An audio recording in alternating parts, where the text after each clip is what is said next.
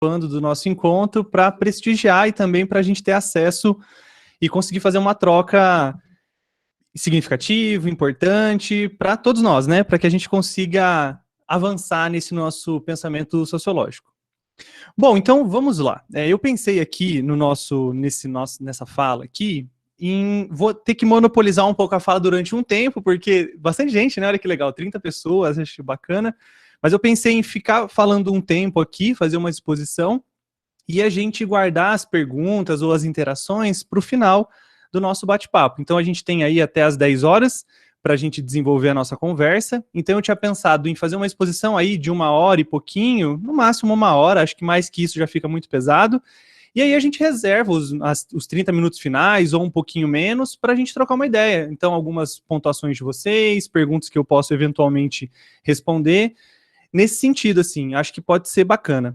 E aí, antes de tudo, eu já aviso, não se preocupem em anotar nada do tipo do slide, tá? Porque eu vou pegar esse slide, já tá em PDF, eu fiz uma pastinha no Google Drive com todas as referências que eu vou citar, todos os artigos PDF baixadinho, livros, tudo bonitinho, que depois vocês vão ter acesso, tá bom? Então não se preocupem em ficar desesperado anotando, tirando print da tela.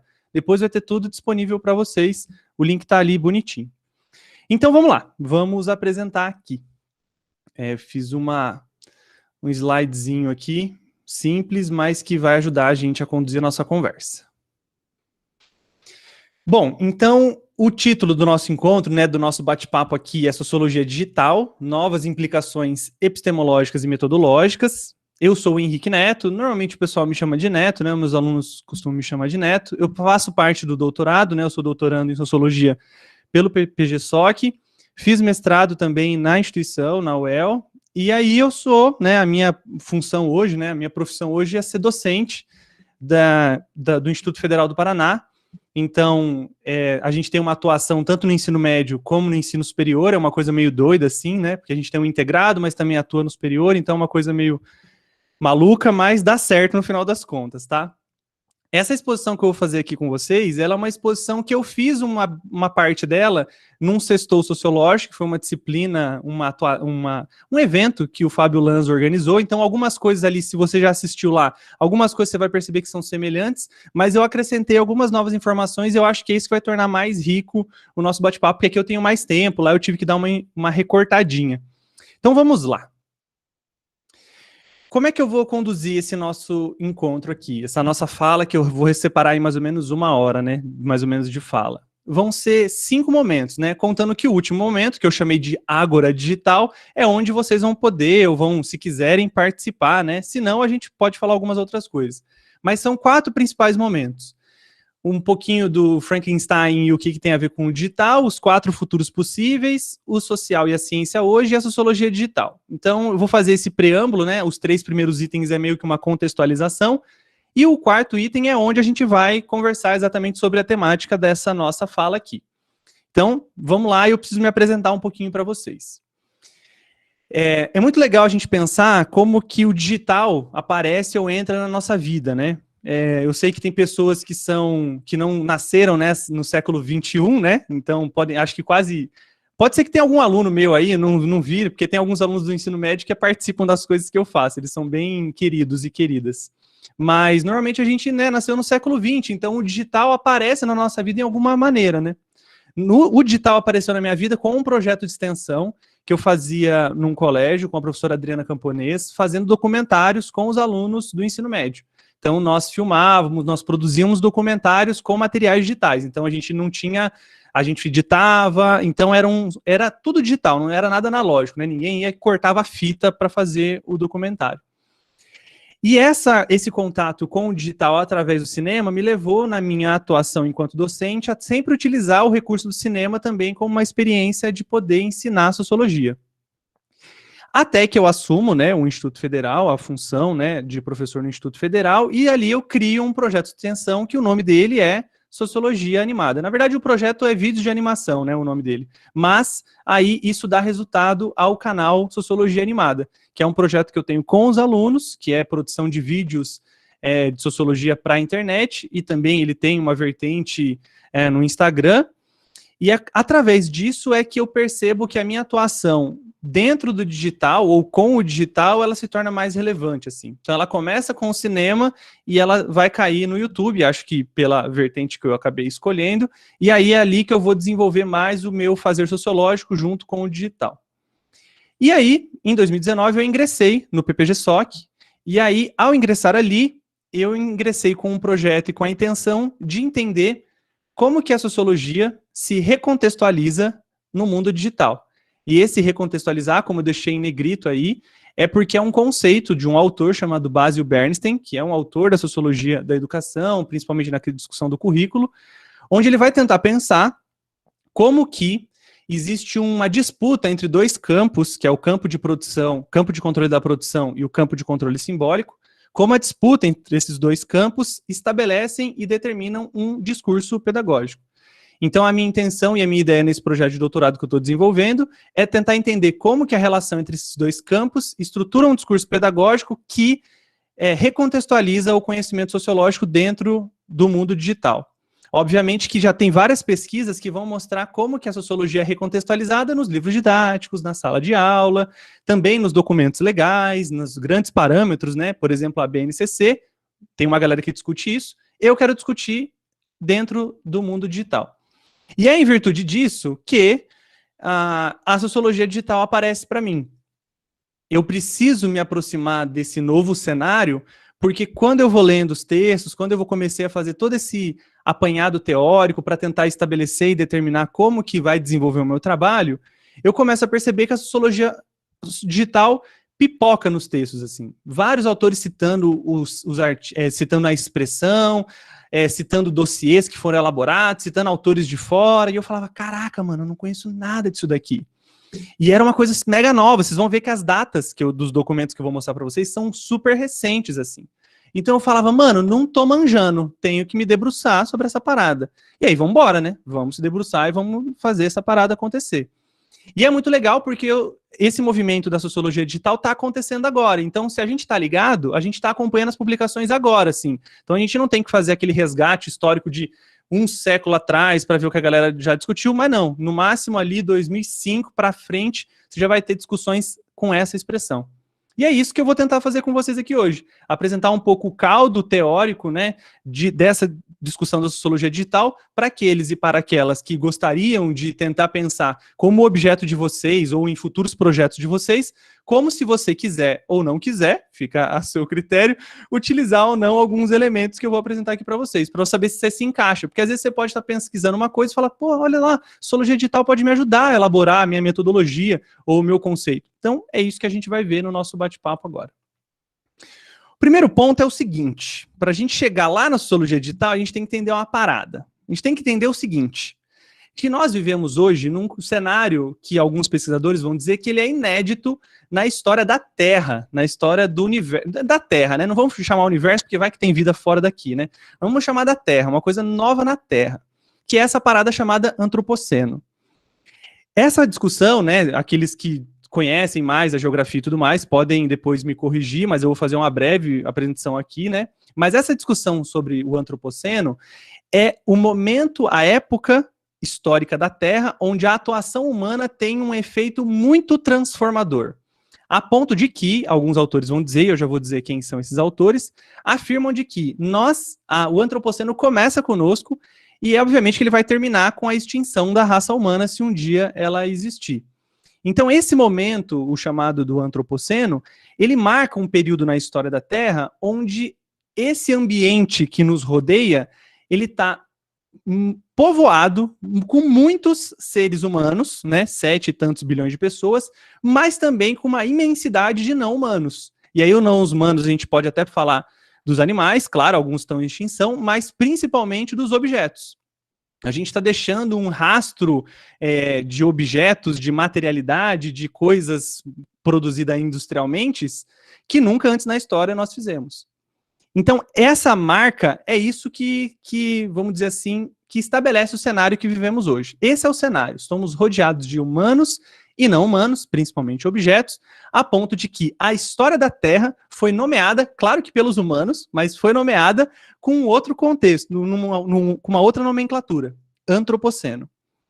E claro que os efeitos do antropoceno, a gente vai falar daqui a pouquinho, são profundos, a ponto de você transformar clima, tempo, aumentar o nível do mar, acidificar o oceano, tornar a Terra estéril e assim por diante. E em virtude disso, tem alguns movimentos da sociedade civil, alguns movimentos intelectuais, algum movimento na academia, que vai pressupor a ideia de que a gente tem que se afastar da natureza para deixá-la intocada, no sentido de deixá-la quase que numa esfera ainda dos primeiros momentos da história da Terra, assim, num momento quase que intocável pelo ser humano. Só que essa ideia, segundo, e aí, claro, um autor de interesse aqui da sociologia digital, o Bruno Latour, num textinho chamado Love Your Monsters, ele vai dizer que talvez essa ideia de deixar intocada essa Terra, talvez não seja a melhor saída, porque, de uma forma ou de outra, nós já interferimos na história da Terra, assim. A gente já interferiu. E talvez deixar ela agora se recuperar e tudo mais, talvez não seja o caminho melhor a ser feito. E aí ele vai fazer uma analogia com aquele livro do Frankenstein, que na verdade não é o monstro, Frankenstein é o médico, que cria, né, o personagem que cria o monstro. E qual que é a relação que o Bruno Latour faz? De que esse doutor não cuidou da sua criatura. E aí deu no que deu. Parece um vídeo no YouTube. Olha só, deu no que deu. E é exatamente esse o problema que o Bruno Latour está dizendo. A gente deve, ao invés de largar isso que nós construímos, esse período chamado de antropoceno, ele fala que a gente deve olhar para isso e tentar cuidar desse cenário que a gente estabeleceu. E esse cenário que a gente estabeleceu não significa abandonar um determinado pedacinho de território intocado. Não, pelo contrário. Ele propõe que a gente deve atuar para cuidar desse novo contexto que a gente chegou. E essa proposta de cuidar é porque ele está tentando evitar o nosso fim.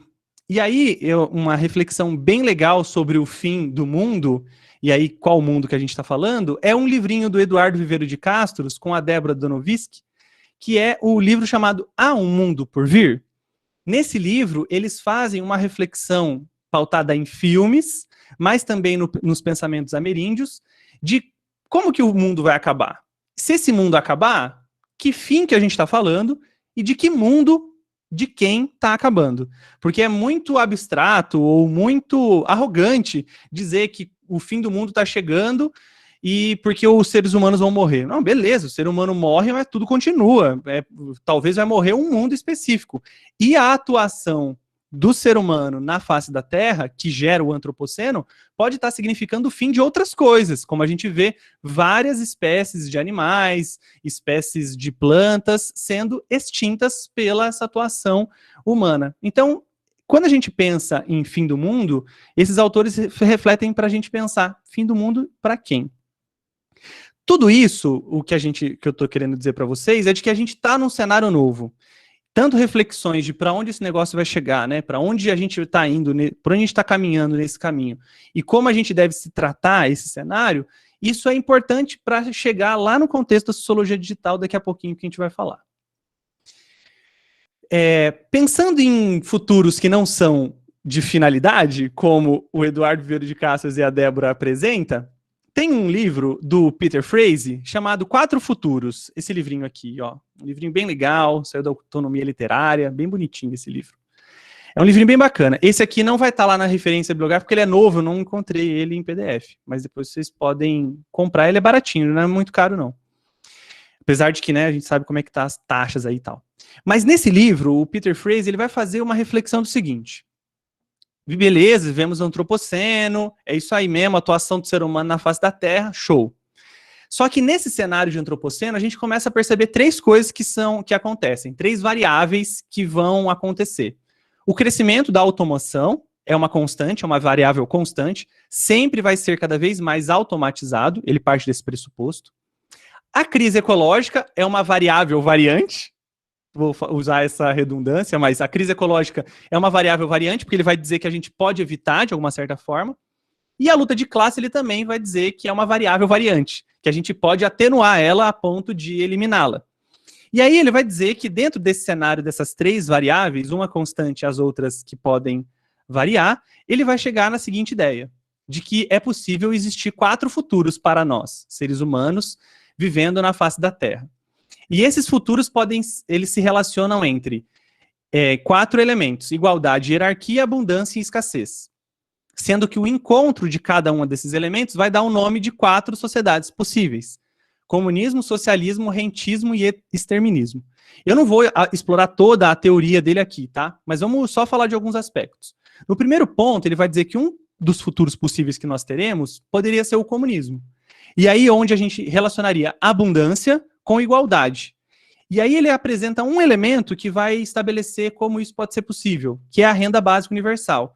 Uma vez que a gente tem uma renda básica universal, a gente descomodifica o trabalho, todos podem trabalhar naquilo que desejam e assim por diante. Ele vai desenvolver isso, tá? De uma maneira mais profunda, mas não é o ponto eu falar exatamente sobre isso. Mas um outro aspecto que ele vai relacionar também com relação à igualdade é quando tem uma igualdade, mas tem uma escassez. Aí ele vai chamar de um certo socialismo. Uma vez que você tem uma crise climática que afeta todo o planeta Terra, ele vai dizer que a escassez vai ser abundante. Né? A escassez abundante fica redundante, né? Fica esquisito. Mas a escassez vai ser muito forte, a ponto de que todo mundo vai sofrer os efeitos disso. E para que a gente consiga sobreviver nesse cenário, ele vai propor uma ideia de um certo planejamento para que a gente consiga sobreviver a isso. Do outro lado, a gente vai ter uma sociedade com uma certa hierarquia, onde você também tem uma abundância, só que a hierarquia é predominante. Essa sociedade é chamada de rentismo, onde você tem uma propriedade intelectual sobre tudo, e essa propriedade intelectual faz com que aqueles que a possuem vivam das rendas da execução daquilo que é produzido a partir desse elemento. Então ele vai dizer, ele vai trazer um exemplo do Star Trek, daquela máquina de replicar produtos. Então imagina uma pessoa que tem a patente de um certo produto a ser replicado. Toda vez que esse produto é replicado, alguém ganha uns centavinhos na conta dessa pessoa que tem. É você pensar na ideia de uma impressora 3D, não sei se vocês sabem como funciona, mas o modelo pode ser enviado para qualquer pessoa e você pode imprimir na tua casa. A ideia que ele está dizendo é, beleza, só que se a pessoa que tem a propriedade desse produto, ela vai ganhar uns centavinhos. É isso que ele está pensando aqui. E por último, ele vai dizer que é o pior dos cenários, o Peter Frase, é quando você relaciona hierarquia e escassez. Que daí é como se fosse uma sociedade do enclave. E aí o exemplo que ele dá é um filme bem famoso, que é aquele filme chamado Elysium, onde você tem na Terra tudo zoado, onde tem todos os trabalhadores aqui, uma situação bem precária para todos esses trabalhadores, e aí a classe rica fica flutuando, tipo numa lua, que fica bem próximo do planeta Terra, com todos os recursos, inclusive medicinas avançadas e tudo mais. E aí essa ideia do exterminismo, e nesse filme Elysium, mostra que tudo poderia ser resolvido se essa galera que está lá em cima quisesse. No final do filme aparece alguma coisa desse tipo. Por que eu estou dizendo desses 4 futuros possíveis? Porque a possibilidade que o Peter Frase nos dá de pensar um futuro, ela parte dessa ideia do antropoceno. Então ele não está negando isso. Ele está falando, olha, a partir daquela parada, a gente pode chegar nessas 4 coisas. Vai depender do nosso desenvolvimento. Beleza. Então, se a gente está pensando no futuro, e como que o antropoceno, como a gente está lidando com o antropoceno, para a gente dar uma mudada nessa ideia de possível fim, vamos pensar então como é que está hoje. Então eu falei do antropoceno, falei dos futuros, e agora a gente vai voltar para o presente, entendendo como que está hoje. Uma das autoras que podem ajudar a gente a entender como que está o social hoje, e claro também a ciência, é a Shoshana Zuboff. Recentemente, acho que a editora Intrínseca publicou o livro dela, chama A Era do Capital de Vigilância, e esse livro é bem famoso dela, é a última obra dela, que vendeu bastante em inglês, e agora a Intrínseca traduziu. É bem importante esse livro para entender um pouco do cenário atual. O que ela vai dizer? Ela vai dizer que hoje a gente vive nesse chamado capitalismo de vigilância, principalmente porque todas as nossas ações, elas estão textualizadas. Tudo o que nós fazemos se transforma em texto para conseguir ser processado, analisado, estudado e gerar um certo produto ao nosso interesse. Tudo isso pelos computadores. Então, tudo que fazemos aqui, se você... agora eu esqueci a tecla que você tem que apertar. Mas se você apertar uma tecla específica, vai abrir uma seção de códigos do Google Chrome aqui do seu ladinho, você vai ver tudo isso aqui que a gente está vendo transformado em texto. Todas as barrinhas, todas as letrinhas, tudo isso é um texto. E esse texto, ele é possível a partir do momento em que você textualiza todas as ações. O ato de clicar, o ato de abrir a câmera, o ato de fechar o microfone, tudo isso é textualizado. Isso tudo, valeu, Rafael, já disse aí, Ctrl U. Tudo isso daí vai gerar esse processo de textualização e de que vai gerar num futuro próximo, né, vamos dizer assim, no grosso, o chamado do Big Data, que é uma coisa famosíssima nos dias atuais. Só que o Big Data ele é formado de pequenos dados. E aí a Xoxana vai dizer, existem 5 principais fontes desses dados, né?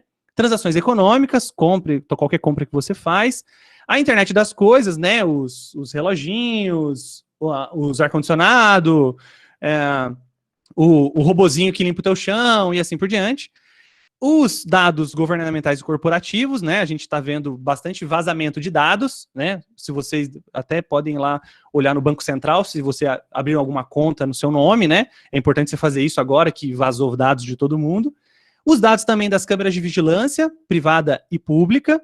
Então, a gente tem bastante aspectos, bastante defesa, né? De você combinar essas duas coisas. E, claro, aqueles que são os dados de maior riqueza, vamos dizer assim, e que a gente produz de uma maneira inconsciente, quase, que é os dados do cotidiano, quando nós utilizamos os nossos aparelhos eletrônicos, que são mediados por computadores.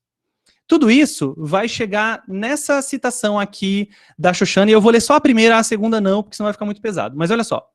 Em primeiro lugar, as receitas dependem de ativos de dados apropriados por meio de ubíquas operações automatizadas. Essas operações constituem uma nova classe de ativos, os ativos de vigilância. Esses ativos de vigilância atraem investimentos significativos que podem ser chamados de capital de vigilância. A Google, até agora, triunfou no mundo em rede através da construção pioneira dessa nova forma de mercado, que é uma variante radicalmente descolada e extravagante do capitalismo de informação, que identifico como capitalismo de vigilância. Aquilo que nós produzimos hoje, então, aquele conjunto de dados ali que produzimos, às vezes, que produzimos na maioria das vezes sem saber, são os ativos de vigilância que vão gerar capitais de vigilância nesse novo cenário econômico que nós vivemos, o chamado capitalismo de vigilância.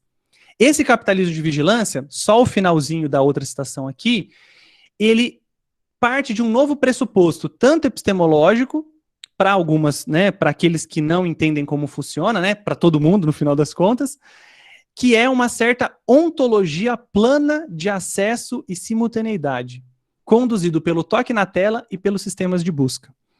Então é como, segundo a Xoxana Zuboff, trazendo aí uma citação também dos Winnicke, de que o fato de os aparelhos eletrônicos que nós, a maioria das vezes, utilizarmos, né? Veja, a tela é plana, olha só. A gente fala isso, né? Eu quero uma TV de tela plana, o meu celular tem a tela, né? Se você, olha que bonitinho, que toque legal e tal. Isso daqui faz com que nós acreditemos que esse cenário de capitalismo de vigilância é totalmente horizontal. Todo mundo pode tudo. Não existe uma hierarquia vertical como no contexto anterior, num certo capitalismo de informação ou num certo capitalismo industrial, onde você via o capataz, né? Lembra aquela cena clássica do Tempos Modernos, do Chaplin? O capataz lá do lado dele, cutucando, produz mais, ou quando ele vai no banheiro, aquela telona, falando assim, filhão, você está usando tempo demais o banheiro? Agora, pode ter a ideia de que o capitalismo de vigilância, na maneira como ele funciona, parece que há uma horizontalidade, uma distribuição de poder para todos os lados. A gente vai ver, e aí não cabe agora falar mais sobre isso, mas que isso é uma inverdade. A gente tem outros domínios que vão atuar aí. Diante desse cenário de dados, desse acúmulo de dados, tem um cara chamado Chris Anderson, que ele foi editor-chefe da Wired, e ele falou o seguinte, olha só a citação dele. Fora com toda a teoria comportamental humana, desde a linguística até a sociologia. Esqueça a taxonomia, a ontologia e psicologia. Quem sabe o porquê as pessoas fazerem o que fazem? O ponto é que elas fazem. E nós podemos rastrear e medir com fidelidade sem precedentes. Os números falam por eles mesmos. Essa citação do Chris Anderson chegou na ideia de que a gente não precisa mais de teoria sociológica, teoria psicológica, taxonomia, ontologia, psicologia. Uma vez que a gente tem os dados, por que a gente vai se preocupar com o que as pessoas fazem? Ou o que elas acham que elas fazem? Eu quero observar o que elas estão fazendo. E agora eu tenho a possibilidade disso. E aí esse cara coloca essa dúvida de que a gente não precisa de mais de teoria, e isso dá uma abalada no mundo científico.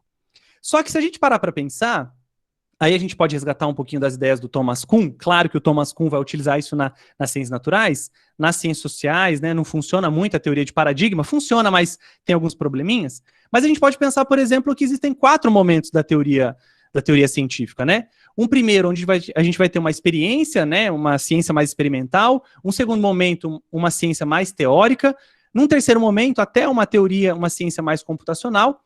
E agora uma ciência exploratória. Então a gente está vivendo somente, eu acho que o Chris Anderson apresenta como fim da teoria, no final das contas é só mais um momento da teoria científica e também a teoria sociológica.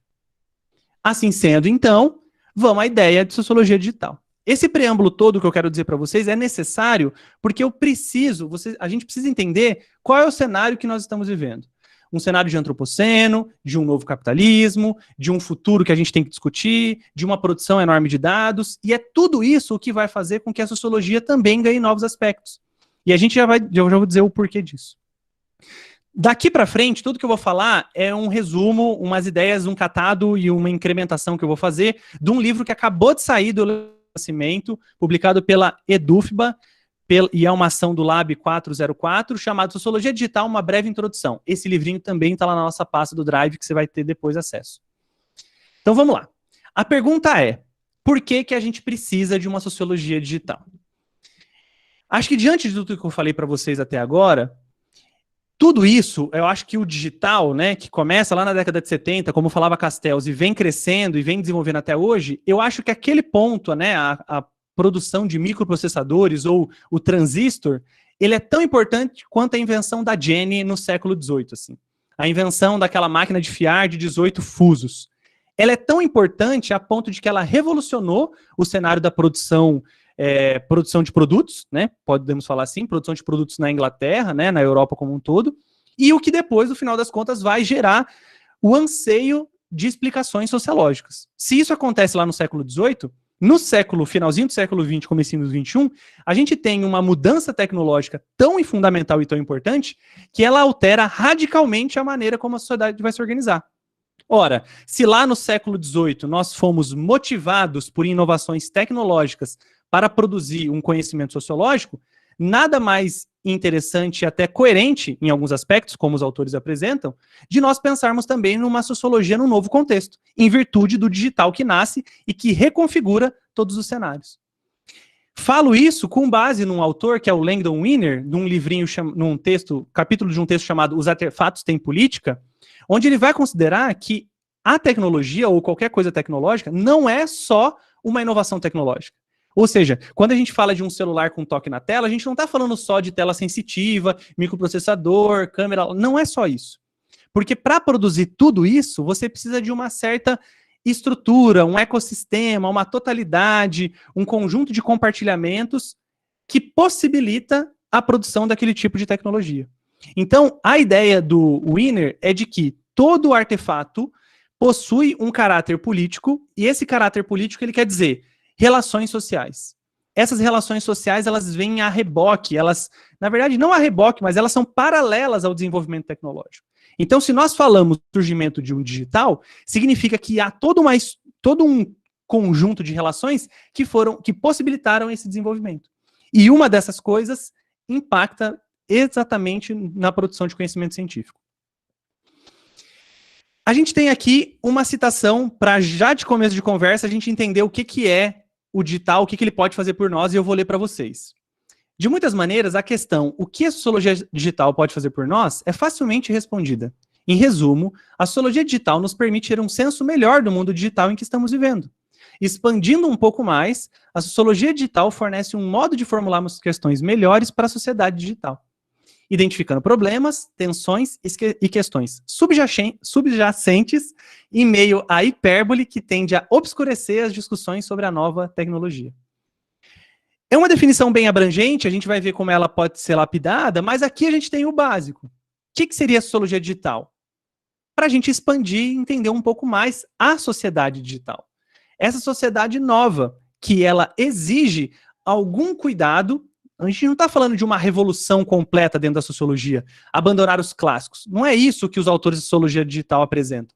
Mas de que nós devemos ter um cuidado, uma maneira de manipular esses elementos sociológicos, estratégicas, teorias e tudo mais, de uma maneira um pouquinho mais sensitiva para esse novo cenário que nós vivemos, que é uma sociedade chamada digital. E é muito legal porque a sociedade digital, quando ela surge, ela já leva em consideração uma outra sociedade que era mais analógica, né? E se a gente pensar no desenvolvimento tecnológico, né, na invenção da prensa, na invenção do rádio, TV e tudo mais, a gente vai vendo como que esse crescente vai mudando a sociedade, dando o contorno para chegar onde chegamos. Fazer sociologia digital é perceber esses elementos. Bom, vamos lá então para algumas obras que podem ajudar a gente a entender um pouquinho da sociologia digital. Uma das primeiras obras é essa do Andrew Abbott, que é Reflexões sobre o Futuro do Social. Esse daí tem lá, tá? Muitos deles aqui tem naquela pastinha que eu vou compartilhar com vocês. Nesse daqui, nesse texto, a principal discussão que ele vai fazer é de que a gente está despreparado frente à datificação. A gente não sabe lidar com essa quantidade de dados. Se nós pensarmos que sempre a gente conseguiu ter a gente sempre teve a preocupação de ter um controle na nossa coleta, né? Grande discussão da amostragem, inclusive que eu vou discutir com a Grazi no mini curso que a gente vai fazer quinta-feira, de uma maneira bem breve, tá? A gente vai fazer isso lá, mas de que as ciências sociais, e como qualquer outra ciência, sempre teve uma preocupação na quantidade de dados que ela vai manipular. E aí, o Andrew está dizendo que a gente vai ter, nesse cenário novo, né, de um certo cenário digital totalmente datatificado, a gente vai ter problemas da maneira como a gente vai lidar com esse cenário. Então isso ele já está falando em 2000, tá? Em 2007 tem um texto bem bacana, esse também tem lá na pastinha, A Crise Vindoura da Sociologia Empírica, onde o Savage e o Burroughs vão discutir os desafios da sociologia, como o próprio nome já diz, empírica. Ou seja, eles vão discutir nesse livro principalmente a maneira como a sociologia obtinha os seus dados, através de surveys e de entrevistas. E eles vão dizer como que tudo isso pode ser radicalmente transformado num cenário digital, onde através de algumas estratégias ou da observação dos dados, você consegue, às vezes, segundo eles, tá, captar mais informação do que numa entrevista ou do que num survey. Às vezes, com essa quantidade de dados que já está posta, você nem precisa fazer, você já consegue captar a partir desse mundaréu de informações. E aí eu resgatei aqui algumas imagens para a gente dar uma olhadinha. Olha só, esse conjunto esses grafos aí que a gente está vendo na tela, são feitos pelo LABIC, que é o laboratório onde um dos autores que atua é o Fábio Malini, e aí ele fez uma análise dessa discussão sobre tratamento precoce no Twitter. Então, onde você tem o cinza é onde você tem a galera que acreditava no tratamento precoce, e o amarelo é onde a galera desacreditava, né? Não acredita no tratamento precoce. Então a gente vai ter, é possível, através dessa imagem que eu quero trazer para vocês, é de que é possível a gente, pelo menos, identificar alguns discursos, algumas ideias que estão sendo veiculadas, claro que numa bolha, que é o Twitter e tudo mais, mas é possível a gente, pelo menos, saber o tom de determinado tema, de determinado assunto, pelo menos até os seus movimentos ao longo da semana, identificando matérias, fatos e coisas, a gente tem que fazer isso. E isso daqui pode trazer informações, não que isso aqui substitua uma análise sociológica, mas isso pode servir, como os autores apresentam, de uma base de dados suficiente para você conseguir encontrar algumas sacadas que, se você fosse fazer na mão ou em um período pré-digital, talvez você nunca poderia chegar, porque aqui a gente consegue ter uma visão mais ampla. Um outro autor que também faz isso, né, um outro intelectual que também faz isso no Twitter é o Pedro Barciela, e ele fez isso daqui com relação aos termos ligados à pandemia, assim. Então, termos afins de pandemia, não especificamente um ponto. Ali no azulzinho, né, para aqueles que pode ter pessoas daltônicas, né, mas é o que está mais à direita, tem um círculo mais à direita ali, e ali, esse daí é o reduto bolsonarista. Aí tem uma corzinha mais no centro, que é a cor roxa, no centro ali, onde ela agrega os antibolsonaristas. E toda aquela galera que vai para o lado de lá também tem uma certa ligação com esse antibolsonarismo. O que o Pedro está dizendo, né, ele tentou demonstrar nisso daí, de que há uma tendência de isolamento dos bolsonaristas e de que ele pressupõe, de que daqui a pouco vai vir uma cortina de fumaça para tentar fazer com que essa separação não ocorra. Então, quando há, segundo ele, um desgarramento do discurso bolsonarista de toda a movimentação que há no Twitter, então ali ele já pressupõe que vai vir uma certa cortina de fumaça para fazer tudo junto de novo e bagunçar o cenário. Veja, essas observações é possível diante dessa imensidão de dados e, claro, do domínio de algumas técnicas de análise e tudo mais. Uma outra imagem que eu quero trazer para vocês é essa aqui, que tem num artiguinho do Bruno Latour, que também está lá. E aí, esse mapa aqui, esse gráfico que vocês estão vendo aqui, é um grafo feito a partir de um verbete, auto-organização. Então, vamos supor que você está estudando, sei lá, você está estudando, pegar um tema clássico da sociologia, luta de classe no século XXI, e você quer analisar quais são as universidades, os pesquisadores e pesquisadoras que mais discutem luta de classe no século XXI. É possível você fazer um grafo para observar onde pesa mais, e aí, olha que interessante, é possível a gente ver acontecendo o campo científico do Bourdieu. A gente consegue ver quem são os autores que mais discutem, quem são as universidades que mais têm peso nesse debate, para onde eu tenho que submeter um projeto, um financiamento da CNPq, quem que eu tenho que relacionar, você consegue fazer isso. Novamente, isso muda o cenário do fazer sociológico. A gente consegue ver aquilo que os autores do século XX, Bourdieu, Gabriel Tarde, do século XVIII, propunham como uma possibilidade de enxergar a sociedade, como laços de associação e tudo mais. Beleza. Um outro livro, um outro texto, né, um outro livro, esse também vai ter lá esse aqui é um artiguinho, também vai ter lá na pastinha, que é o do Jonathan Wynn, Sociologia Digital, Tecnologias Emergentes no Campo e na Sala de Aula. Esse texto é muito legal, porque ele faz um relato, assim, de como que ele utilizou o conhecimento, né, o digital, na exposição dos seus conhecimentos, mas também na preparação de aulas. Ele, inclusive, dá uma dica bem bacana para a galera que faz etnografia e tudo mais. Ele diz que, por que você não coloca as pessoas que você entrevistou, né, no seu sentido etnográfico, para falar no momento da sua apresentação? Então ele dá algumas dicas. Grava o que essa galera fala, pede autorização, claro, mas quando você estiver explicando algum conceito daquela sociedade específica, por que você não coloca a pessoa explicando? E é muito legal. Mariana, eu já vou colocar o link do Drive, tá? Fica tranquila, já vai ter o link do Drive na apresentação aqui. Então é bem legal esse textinho do Wynn, porque ele dá essas dicas, assim. E aí ele vai falar, claro, a gente deve analisar o texto dele vai girar em torno de 3 pontos, né? Analisar criticamente a mídia, como a gente não usa corretamente o digital, né? As tecnologias e como a gente pode usar. Aí a gente vai ter também um outro texto em 2012, esse já um pouquinho mais atual, também lá na pastinha do Drive, A Ciência Social Digitalizada, Avanços, Oportunidades e Desafios, onde o James White vai colocar 3 aspectos bem legais. Ele vai falar de que esse digital, ele altera radicalmente 3 coisas. Primeiro, o acesso à informação, os métodos tradicionais e a análise e a produção de dados de uma maneira massiva. Sobre o primeiro ponto, sobre acesso à informação, eu quero mostrar um site para vocês aqui. Deixa eu parar de apresentar e mostrar uma aba do Google aqui. E depois eu vou... Vocês podem ter acesso também. Isso daqui é só um exemplo, tá? Existe uma plataforma, um software chamado Zotero. Ele é um que organiza dados e tudo mais, referências e beleza. E você consegue compartilhar isso. Então, esse aqui, por exemplo, é uma galera de história que fez um acervo básico de história digital. E aqui você tem um monte de artigo falando sobre isso. Olha só a facilidade com que nós temos hoje acesso a esse cenário de artigos, de referências e tudo mais. E depois vocês vão ter acesso a isso daqui. Muitas das coisas que eu estou falando também está nesse banco de dados aqui. Então aqui tem um monte de artigo que é só você clicar, você vai conseguir baixar, todos eles estão disponíveis para baixar. Olha a facilidade do acesso à informação. E é isso que o James White está dizendo. Hoje a gente tem uma possibilidade de fazer ciência potencializada, assim.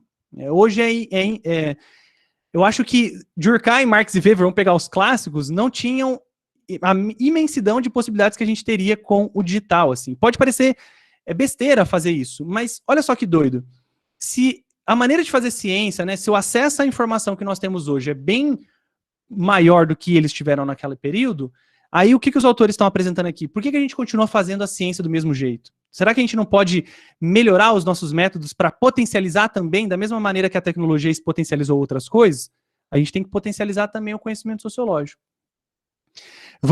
Então, só apresentando isso daí, vamos voltar aqui na apresentação. E também, o James White apresenta uma ideia que essa eu acho importante, assim, de que o relato digital não substitui o relato analógico. A gente não pode acreditar também de que tudo que é obtido no cenário digital, ele vai substituir, talvez, aquilo que nós obteríamos com outras técnicas e outros métodos. Esse é um detalhe interessante, porque, inclusive, é o que fazem crítica, por exemplo, eu mostrei o Twitter, né? Vamos falar sobre ele. Do Twitter. Ah, não, o Twitter é um cenário digital, uma bolha, tudo que está lá não desdobra e não acontece no cenário real, né? Vamos chamar assim, no mundo material.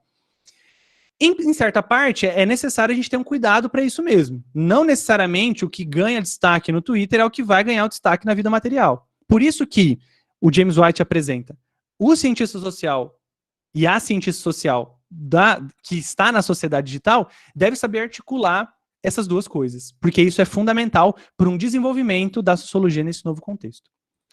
Outros livros, vamos lá. Isso até agora que eu apresentei, e eu concordo com o Leonardo, que apresenta isso no livro dele, esses textos são meio que pré-sociologia digital.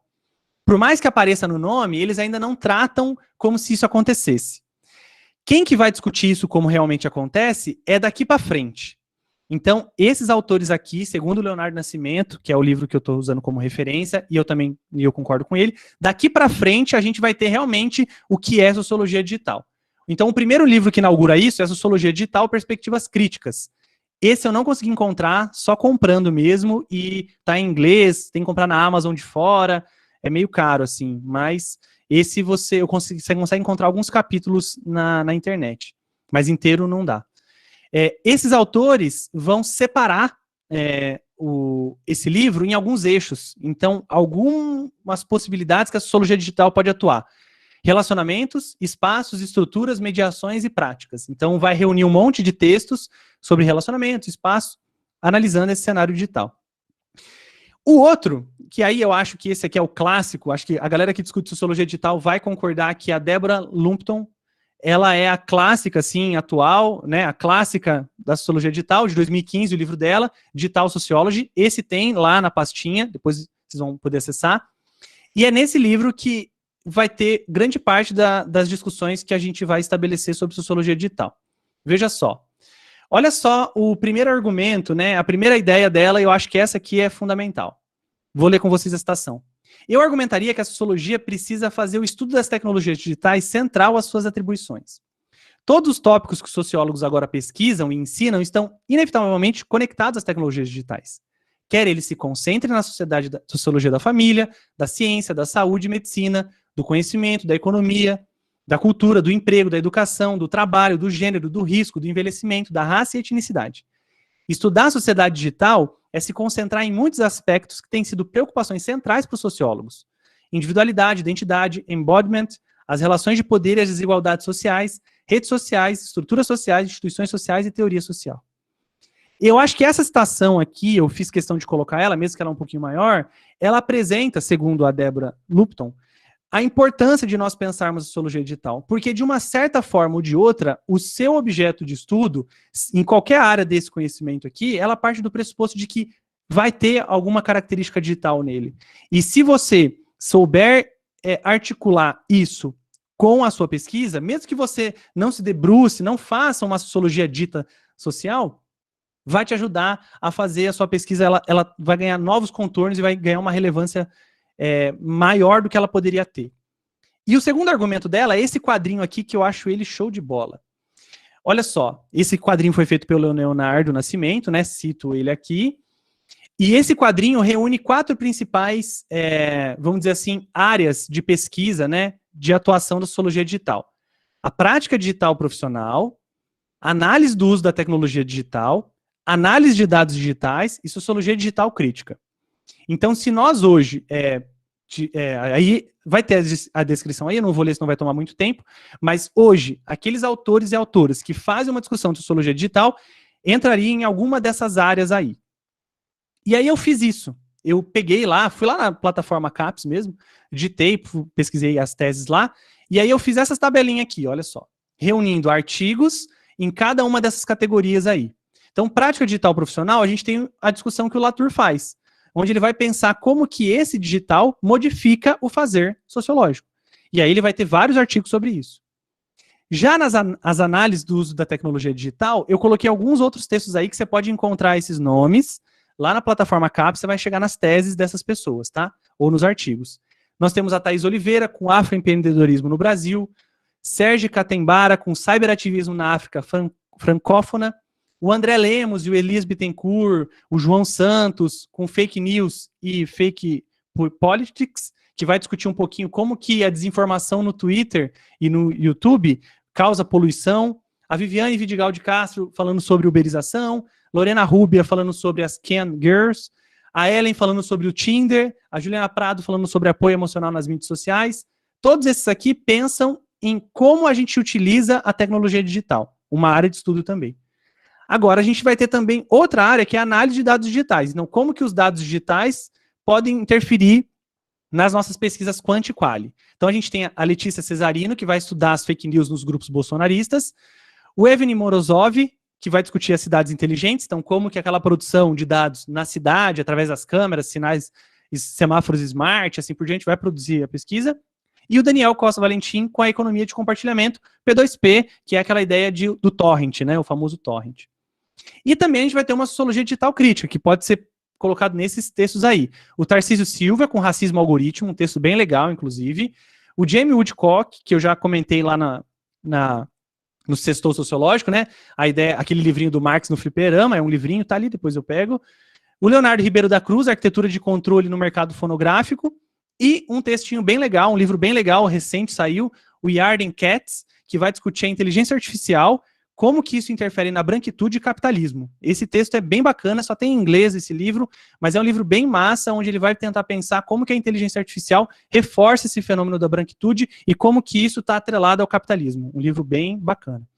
Veja então que a gente pode pegar essa tabelinha apresentada pela Débora e colocar e inserir algumas pesquisas ali. Não que a gente está... eu não fiz isso aqui para congelar a pesquisa, mas para mostrar para vocês como que o que está sendo discutido hoje encaixa no que a Débora está dizendo. Vamos lá, estamos acabando.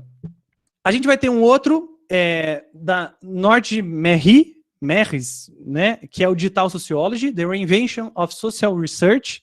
Esse eu acho que eu também não encontrei, não consegui encontrar, só alguns capítulos, mas ela vai dizer, nesse texto principalmente, que o digital, ele possibilita novas formas de conhecer o mundo, novos conceitos, técnicas e métodos, e também a gente vai ter novas questões normativas, políticas e éticas. Eu não vou ler a citação, porque senão a gente vai tomar muito tempo, depois você pode ler. Só que ela faz uma ressalva bem legal, tá no final ali. Mesmo que você não utilize a sociologia digital para pesquisar, como que o social modifica, como que o digital, né, modifica o seu objeto, os seus métodos e a comunicação do seu trabalho? Essa é uma pergunta que ela faz que é bem bacana. E aí, por último, a gente tem o livrinho que acabou de sair, tá? Tipo, saiu do forno, também não dá para encontrar na internet, tem que comprar, que é o Neil Selwyn, ele fala, o nome dele ele é assim que pronuncia, que ele vai falar, ele vai fazer um debate sobre os autores da sociologia e tudo mais, para a gente combinar esse envolvimento digital com um distanciamento sociológico. Ele fala, isso é bem legal, né? Que a sociologia digital, uma das ambições dela, né? Uma das ambições da sociologia digital é tornar digital visível, lançando luz sobre as imperfeições, falhas, lacunas, entrelaçamentos e artifícios. Porque muitas vezes, como eu disse lá no começo, esse capitalismo de vigilância, onde o digital domina, ele parece ser horizontalizado, tá todo mundo na mesma. E ele está dizendo, olha, a sociologia digital pode revelar que não é bem assim. No Brasil, a gente tem esses nomes aí. Então, eu falei bastante nome gringo, né? Mas nome no Brasil que discute isso, o Richard Miskolci, o Fernando, o Leonardo, né, Nascimento, e a Fernanda Bruno são autores e autoras que discutem sociologia digital no Brasil. Então, joga o nominho deles lá no Google Acadêmico, você vai encontrar vários artigos deles, eu coloquei alguns na pasta no Drive, e eles são autores e autoras que discutem bastante essa ideia de sociologia digital. E se você se interessar também por esse tipo de discussão, você pode encontrar bastante coisa que vai desdobrar na sociologia digital através do verbete Humanidades Digitais, tá? também é um termo bastante utilizado. Bom, para a gente fechar, o Leonardo Nascimento, nesse livro, ele faz uma síntese de 3 coisas que podem, né, de 3 temas, 3 grandes temas que vão rodear toda e qualquer discussão da sociologia digital. O primeiro são os fenômenos relacionados à digitalização para a sociologia. O segundo é a sociologia em relação às suas práticas de pesquisa. E o terceiro é o engajamento da sociologia digital com o público externo ao campo científico. Então, a maneira como a gente divulga. Então, segundo ele, as pesquisas hoje que atuam em sociologia digital, né, ela vai ter uma dessas 3 frentes. A Débora fala de 4, o Leonardo Nascimento fala de 3. Aquilo, como que a digitalização vai envolver o fazer sociológico, como que vai mudar a prática de pesquisa e como que a gente vai divulgar o nosso conhecimento. E é muito legal porque no finalzinho desse livro, ele vai dizer que da mesma forma que a gente aprendeu a andar de bicicleta, ou não aprendeu, a bicicleta também é uma tecnologia. E andar de bicicleta passa por 5 pontos. A gente tem que entender a utilidade, a gente tem que aprender primeiro, a gente tem que aperfeiçoar o nosso uso, a gente tem que aprender a modificar e às vezes até criar a nossa própria bicicleta. E ele vai dizer a mesma coisa do digital. Primeiro, eu espero que essa minha fala ajude vocês a entenderem a utilidade dessa sociologia digital.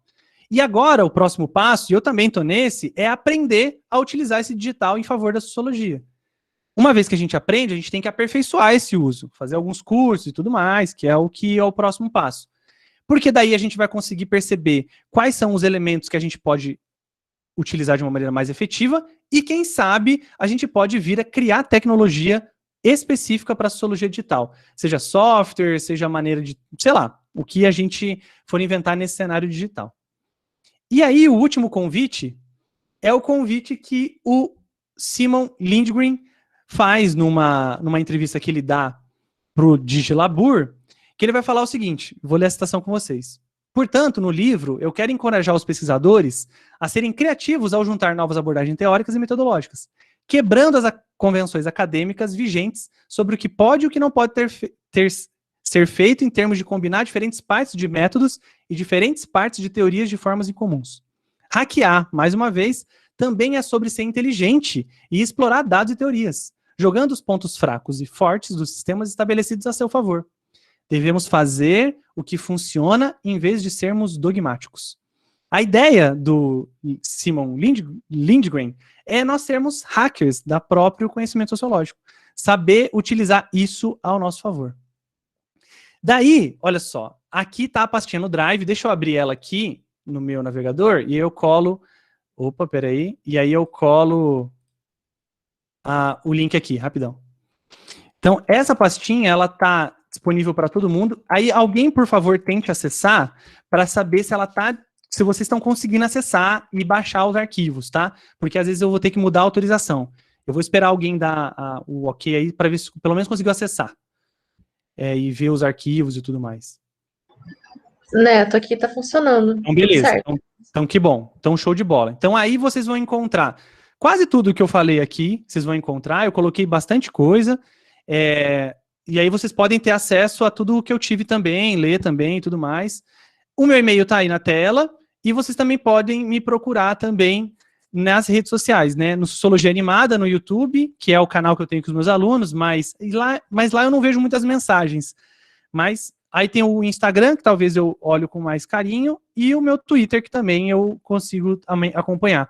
Então, esses lugares você pode me encontrar para a gente trocar ideia, porque, como eu disse, isso daqui é mais uma introdução, é mais um pouco do que eu venho fazendo, que pode ser apresentado, então não tenho resposta definitiva, eu também estou aprendendo, mas espero que tenha sido útil para vocês de alguma forma, assim, para que a gente consiga desenvolver um pouco mais esse cenário dentro do mundo digital. Então é isso, assim, ó, combinado. Eu falei 1 hora, um pouquinho menos até, para que a gente consiga agora trocar uma ideia, né? Esperar um pouco da contribuição de vocês, se vocês estudam isso. E caso não tenha muita participação, a gente dá uma ideia aí. A gente tem coisa para fazer também. Eu só fui mais rapidinho para a gente conseguir trocar uma ideia, porque senão ficar só eu falando fica chato, né? Então é isso, gente. Aí não sei como a Gabi quer organizar, se faz bloco, sei lá, a gente vê aí. Mas, gente, obrigado até agora pela atenção e vamos trocar ideia aí.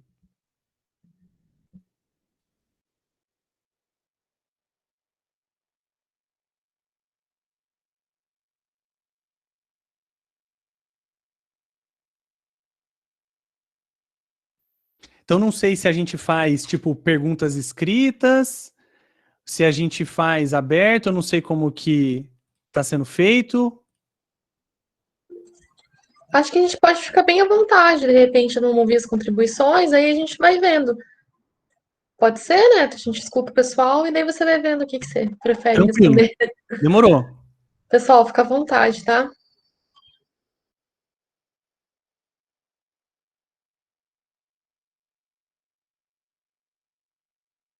Se o pessoal quiser fazer as contribuições pelo chat também, a gente lê aqui, não tem problema nenhum. Enquanto vocês vão pensando aí, então eu vou disponibilizar a lista de presença, tá? Aqui no chat.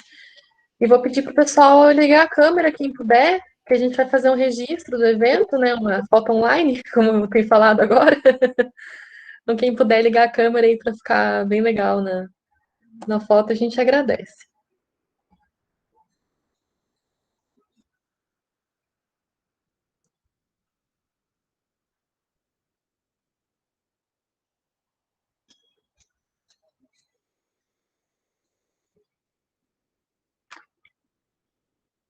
Já foi a foto? Ainda não, o pessoal tá ligando, eu tô esperando.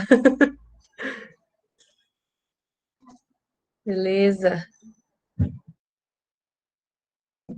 Obrigada, gente.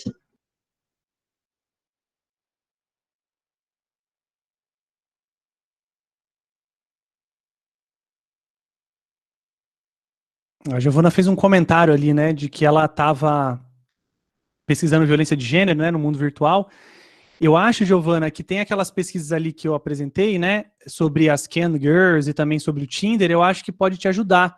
Elas comentam sobre isso em alguma parte do texto, falam um pouquinho sobre esse aspecto, assim. Eu acho que pode te ajudar bastante, porque elas vão exatamente pensar sobre como essas categorias, né, que envolvem as questões de gênero e principalmente, né, a violência, articulam e aparecem lá. É bem legal, assim. Inclusive, como as técnicas, os métodos que elas utilizaram para fazer a pesquisa, a pesquisa sobre o Tinder, ela utilizou realmente a plataforma, né, do Tinder. Então, é legal até umas coisas, assim, que ela relata que ela começou a ter tendinite, porque ela só ficava lá, todo o acesso era por lá. Então, tem alguns detalhes bem legais. Eu acho que você vai gostar, Giovana, dessa pesquisa lá. Depois você dá uma olhadinha. Essa eu não coloquei na pasta, mas pelo nome da pesquisadora você consegue encontrar na plataforma CAPS. Tem eu acabei esquecendo, enquanto a galera pensa aí se quer fazer alguma contribuição e tal, tem um artiguinho que eu vou mostrar aqui, que eu acabei esquecendo de mostrar, que é um artiguinho do Elias Bittencourt, só deixa eu achar aqui, aqui, ele fez uma pesquisa relacionando um gadget que chama Spire. Então, esse gadget, é uma pesquisa que o Elias Bittencourt fez com o Leonardo Pastor, que é outro pesquisador também, e esse aplicativo, ele registra a sua respiração, para saber se você está concentrado, tenso, ou tem 3 categorias, deixa eu ver aqui embaixo. Concentrado, tenso ou focado. Então, pela respiração. E por que eu quero mostrar esse artigo para vocês? Porque eu mostrei só aqueles grafos, né? Então parece que quem faz sociologia digital só tem que fazer teoria tem que aprender a fazer grafos e tal. Não necessariamente. Essa pesquisa aqui do Bittencourt e do Pastor, eles fazem uma sociologia digital, né? Eles partem do pressuposto neomaterialista, mas, por exemplo, eles têm que... O que essa sociologia tem que fazer? Ela tem que se observar e se preocupar e entender também como é que é esse componente que vai fazer a pesquisa ser possibilitada. Então, eles fazem uma análise do equipamento, fazem uma análise também, não muito a fundo, né? Na verdade, aqui eles fazem, mas do código de programação que envolve esse aplicativo, esse aparelhinho, e aí a discussão que eles fazem é como que o aparelho se relaciona com o corpo para saber o que o corpo é. É bem legal o artigo, assim, dos dois. Eles vão tentar apresentar aqui uma relação de que eles partem do pressuposto da rede, né? De que as coisas são feitas em rede. Então, como que o corpo se faz na medida que o aparelho existe e o aparelho explicando para o corpo o que o corpo é, aí no sentido de que o corpo ganha forma. Uma discussão bem legal, assim. Eu tinha esquecido de apresentar esse artiguinho, mas ele é bem legal para a gente pensar de que fazer sociologia digital não é só fazer essas grandes grafos e tudo mais. Tem outros elementos que também podem ser feitos. O Rafael tá com a mão levantada aqui. Ah, então beleza. Se você quiser falar, Rafael, se quiser ligar o microfone. Opa, beleza. Parabéns, viu, Neto, aí pela sua fala. Eu sou teu colega de Umuarama, eu não sei de qual campus que você é, tá? E assim, eu queria perguntar para você a respeito justamente das possibilidades com os alunos, né? Eu vi que você tem o canal no YouTube ali. Num determinado momento, eu tentei levar para frente um canal com os alunos aqui, mas aí, você sabe como é que são essas atribulações dentro do IFPR e às vezes fica difícil da gente levar, né? Eu fiz um PIBIC também, onde um aluno começou a desenvolver, né, porque também tem o tempo, tudo, mas ele começou a desenvolver um aplicativo sobre ensino de matemática medieval. E assim, a gente tem aqui um aluno, a gente tem curso de informática aqui em Umuarama, né, então possibilita essas coisas. Mas ao mesmo tempo, assim, até pela deficiência minha mesmo, eu sempre me vi, assim, de mãos atadas, assim, de não saber trabalhar e levar para frente a potencialidade que a gente tem com os nossos próprios alunos, porque é aquela coisa, eles vão ter muito mais facilidade de lidar com essa questão digital do que nós, assim, tipo, muitas vezes a gente joga para o aluno e eles desenvolvem praticamente sozinhos, assim, é bem legal isso. Mas como que você vê isso, assim, lá na tua prática, lá no teu campus, lá, como que é a relação com os alunos, como que eles se comportam em relação a isso? Essa é a minha pergunta. Legal, Neto, Rafael. antes de você Pode. falar, desculpa te interromper, mas é que tem mais uma contribuição da Ana e tem mais uma pessoa com a mão levantada, que eu vi que tinha levantado aqui, mas acho que abaixou, então não sei se de fato queria falar ou não, mas enfim, tem mais uma contribuição da Ana, não sei se você quer Só eu, responder as depois duas eu entro, perguntas. quando você Ah, quiser. beleza. Como fica Uhum. melhor para você, Neto? Você que sabe.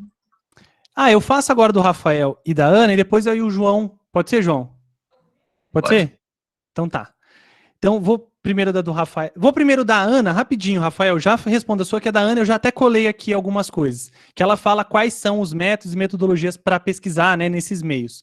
Tem muita coisa. Então, assim, ó, vou dar dicas. Ó, tem esse livro aqui, que inclusive, de novo, estou citando bastante ele, mas é do Leonardo Nascimento, ó. Esse livro aqui, eles vão apresentar essas metodologias que podem ser utilizadas para esse novo cenário, tá? Aí eu aconselho você a dar uma olhadinha no laboratório do LABIC. Esse link aí vai te ajudar também.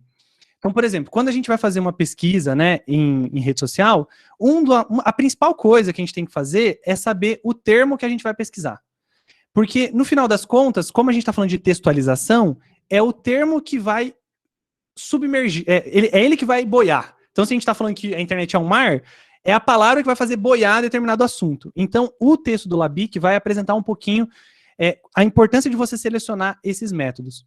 E aí, eu acho que dá para fazer também até uma propaganda da outra palestra que vai ter aqui, inclusive que eu estou matriculado, que é sobre uso de software na pesquisa de ciências sociais, que vai ser na quinta-feira de manhã. Eu acho, Ana, eu também vou fazer essa, porque eu conheço algumas, né? Por exemplo, o Iramutec é um que eu já utilizei. Só que tem outras plataformas e outros softwares que podem ajudar a gente a fazer pesquisa. Então eu vou fazer também esse mini curso, essa palestra que vai ser na quinta-feira de manhã. Mas um que eu uso, Ana, para fazer isso, só que eu sei que é bem limitado, porque eu teria que fazer mais coisas, é o Iramutec, que ele é gratuito, você consegue fazer com plataformas no Excel, e você consegue fazer um mapeamento de mapa de palavras e tal, é bem bacana. Mas uma grande coisa para fazer pesquisa em rede social, por exemplo, que é uma dificuldade que eu ainda estou desenvolvendo, é saber fazer linguagem de programação, né? Principalmente em Python. Então, eu acho que daí uma coisa que os autores apresentam é de que o sociólogo e a socióloga digital não necessariamente precisa saber fazer tudo, mas às vezes precisa ter uma parceria com algum outro pesquisador ou pesquisadora que sabe fazer essa parada. Então, por exemplo, às vezes você não sabe, como eu, programar em Python, mas a gente conhece alguém que pode ajudar a gente a fazer isso. Os autores apresentam isso, de que o sociólogo digital, ainda nesse comecinho, como nós somos, a gente vai ter que se apropriar de outros pesquisadores para ajudar a gente. Então, acho que mais ou menos isso eu acho que eu posso ajudar a Ana ali. Talvez essas duas referências já pode ajudar. Ah, vou fazer o seguinte, Ana. Netnografia, então, aí que é legal. A netnografia, e por isso que eu falo, a etnografia, a antropologia é fantástica, porque como a antropologia, ela sempre está muito preocupada com o fazer etnográfico, né? Porque no final das contas, a antropologia sempre, desde o comecinho, ela sempre se preocupou em fazer. Eu acho que eles já estão muito avançados. Eu já li vários textos sobre etnografia e eles também têm várias saídas. Eu acho que são os artigos que você pode encontrar na internet. Eu não coloquei nenhum ali, mas eu já li vários, onde eles vão dar algumas dicas, assim. E, novamente, acho que no texto que eu comentei para a Giovana, né, o texto do Tinder e o das Scan Girls pode ajudar também a encontrar algumas técnicas ali.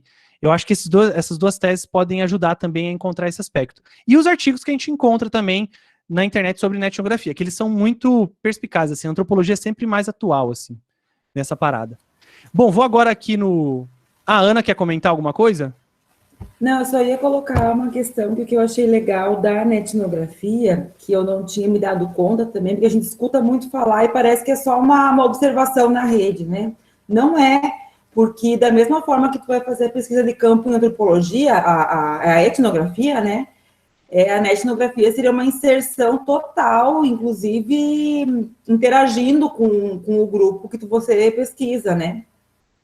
Só um comentário, assim, que ele vai também um pouco além dessa questão mais quantitativa e analisar o dado a partir dos resultados que tu consegue quantificar. E aí ela seria um outro viés, assim, complementar, talvez, né? Mas é legal, teria esse viés. Meu, a pesquisa do Tinder, Ana, fala exatamente sobre isso. Inclusive, a pesquisadora começou a se relacionar, depois ela fala, teve 3 momentos da pesquisa dela. Totalmente distante, envolvida e mega envolvida, assim. É bem legal, bem legal.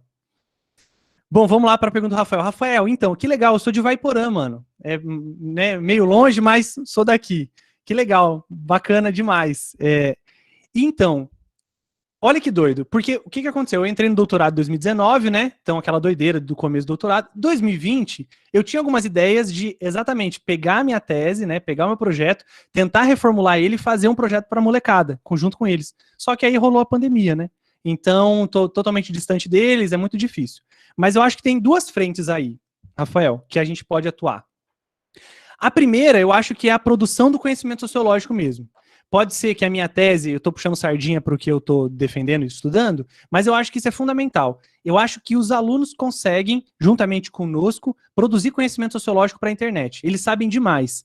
Na produção de meme, na produção de vídeo, na produção de material didático. Meu, eles são muito espertos, assim. E eu acho que a gente consegue fazer algum projeto, fazer alguma atuação para essa produção. Vamos começar pequeno. Você já viu aquelas... É muito legal, já viu aquele Facebook... Tem uma página do Facebook falso que você consegue fazer Facebook de personalidade. E aí o pessoal de história faz isso. Tipo, coloca lá, tem até um clássico que era Estados Unidos e Alemanha na Segunda Guerra Mundial. Como se cada um fosse um perfil de Facebook, eles ficam conversando durante a Segunda Guerra Mundial, assim. É muito legal, é uma página de Facebook falsa, assim. Depois eu posso encontrar o link aqui. Mas essa dita Facebook falso, acho que é fácil encontrar no Google. Daria para fazer um projetinho de... como se os sociólogos estivessem se encontrando, assim, sabe? Então, pega lá, um grupo vai ser o Durkheim, outro grupo o Marcos, o Weber. E eles vão produzir esses pequenos posts de Facebook e vão conversando entre eles sobre a teoria sociológica. Daria super certo. Também tem uma outra ideia, que é as páginas Wiki.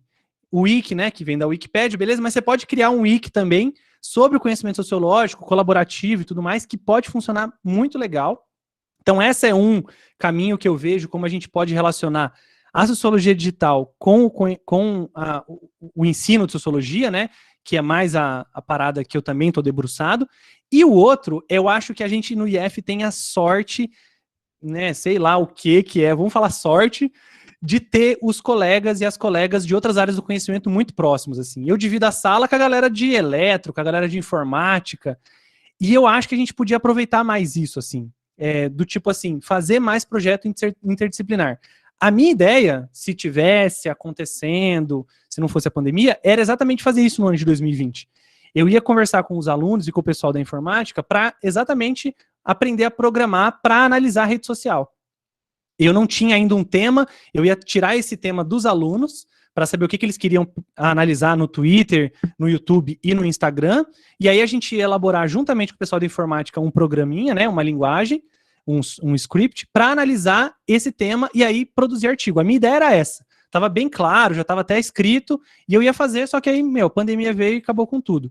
Fica difícil a gente motivá-los a fazer. Mas eu acho que essas duas frentes, projetos de atuação com os colegas, que são próximos a nós, que, eles vão ter a prática, né, enquanto a gente pode ter a parte teórica e a produção juntamente com eles de produtos digitais. Essa ideia do Facebook é uma ideia, a ideia do Wiki é outra, e aí pode, né, a ideia de sociologia animada é outra, dá para fazer vídeo de sociologia de outro jeito, e assim por diante. Mas é isso, assim, acho que é isso. E aí, Neto, beleza? Primeiro, parabéns aí pela apresentação, é sempre muito bom escutar você falando sobre sociologia digital, é um assunto que você gosta muito, que você domina muito. E a minha pergunta vai em linha com o do colega do Rafael Silva, mais focada, como que você usa essa questão da sociologia digital no seu ensino, no dia a dia mesmo, nas suas aulas? Queria saber se a questão da sociologia animada, a questão da sociologia digital, ajudou você a dar melhores aulas nesse formato que nós estamos enfrentando hoje, que é esse formato EAD, esse formato de aulas no Google Meet. Obrigado, cara. Oi, João. Obrigado aí, mano. Legal demais. Fico feliz aí que, pelo menos, a minha intenção sempre é tentar abrir portas, né? Fechar, né? Ou dar ponto, dar nó, a gente nunca consegue, mas abrir portas é o que a sociologia faz, né? Vamos falar. Eu vou começar pelo final. Ajudou demais, assim. Apesar de que eu e a Ilaise, que é a minha orientadora, a gente tinha muito medo de que a nossa pesquisa, né? Eu, né, como o doutorando e ela como minha orientadora, a gente tivesse medo de que as nossas reflexões fossem reforçar, no sentido assim, olha lá, o Netinho e a Ilaise reforçando que é isso, vamos trocar todo mundo por computador. A gente tinha essa preocupação. E claro que a gente não defende isso, né? No final das contas, a gente quer entender como que a sociologia ela ganha novos contornos. E ajudou demais. E aí, relatos pessoais aqui. Aqui no campus, o guru sou eu. Então, Netinho, faz um tutorial de não sei o que lá. Faz. Ô, Neto, como é que não sei o que lá? Aí, às vezes, eu tô de noite, assim, tá rolando aula dos outros professores. Ô, Neto, eu quero compartilhar uma parada com som, como é que eu faço? Então, isso ajudou. Eu não vou negar que eu já estava na frente a partir de já ter debruçado, já brincar um pouco com as técnicas e tal. Eu saí um pouco na frente. Inclusive, eu já tinha um monte de aula gravada. Os vídeos de animação, eu uso quase todos eles nas minhas aulas. Inclusive, os professores relatam que usam nas aulas deles. Então, acabou que calhou. Eu também uso. Aí, beleza. Acabou que calhou, assim. É uma coisa que foi meio que imponderável. Foi ruim, né? É ruim. Nós temos 250 mil mortos, né, no Brasil, 1.000 e não sei quantos mortos por dia. Negacionismo. A pandemia é pavorosa, mas nesse sentido, o trabalho que eu vinha fazendo ganhou uma relevância mais importante, assim. E aí, como que eu utilizo em sala?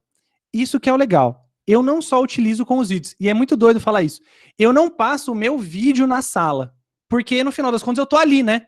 Então, se eu tô ali, eu vou falar para eles. Eu utilizo o vídeo como indicação para eles assistirem em casa para retomar um pouco o conteúdo. Mas eu uso outros. Eu uso curtas-metragens, eu gosto muito de utilizar curta-metragem, e vira e mexe eu vou pro laboratório, assim. Então, eu gosto de ensinar eles a mexer no Canva, eu gosto de ensinar eles a editar alguma coisinha de áudio e tudo mais. Então, eu sempre tento trazer alguma coisa que pode conectar. Eu já fiz coisa com meme com eles, então para eles produzirem memes. Eu sempre tento relacionar essas coisas que estão nesse mundo digital.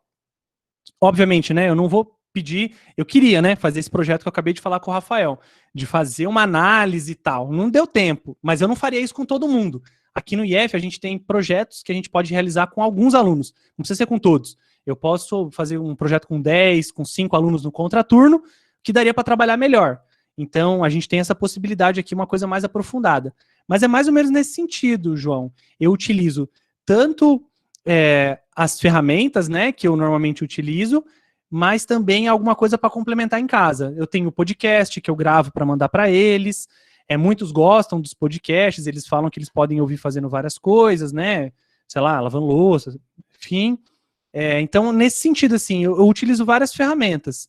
O podcast, os vídeos, as imagens, texto, o próprio texto mesmo, digital. O WhatsApp eu uso bastante também. Eu acho que o pessoal da história tem um pesquisador, depois eu pego o nome dele.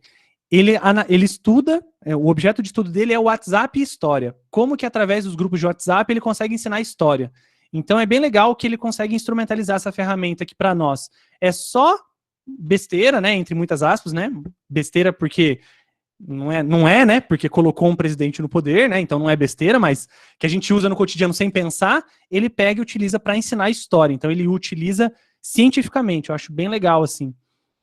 Eu acho que tá no site da Ampul, um canal no YouTube deles, que eles têm isso daí. Mas mais ou menos isso, João. Não sei se foi. Beleza.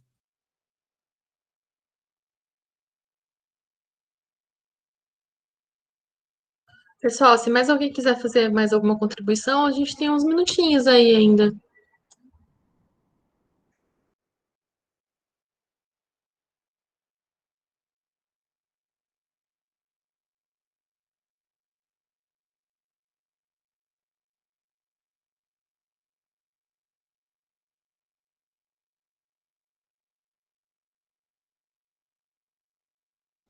Acho que eu vou aproveitar o tempo aqui, vou indicar algumas coisas, ó.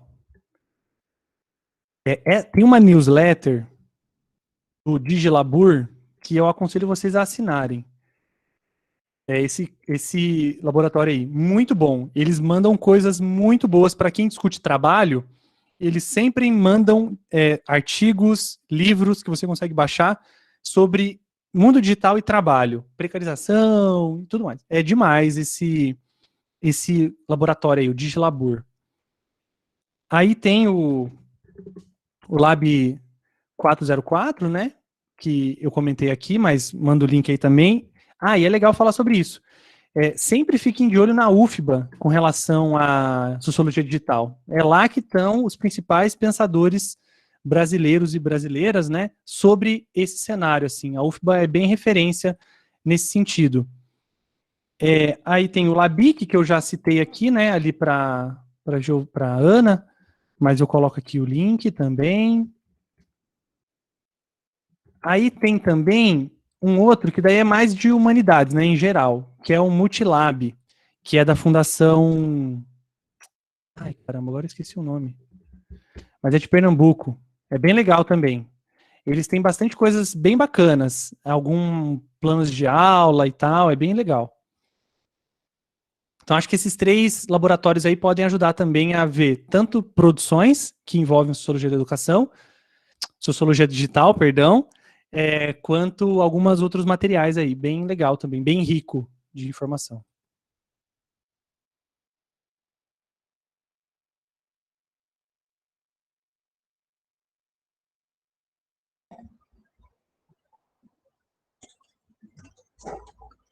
Bom, gente, alguém tem mais alguma dúvida, mais alguma questão?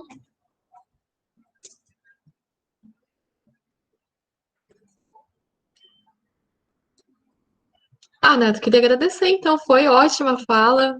Muito obrigada a todo mundo que participou também.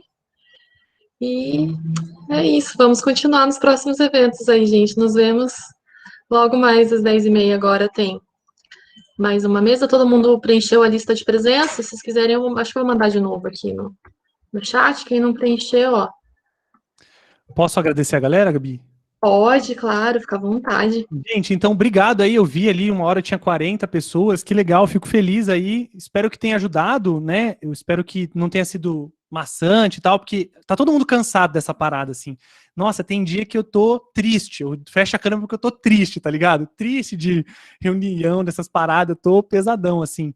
Mas espero que tenha sido bacana para vocês, tenha abrido portas, né, possibilidade de reflexão.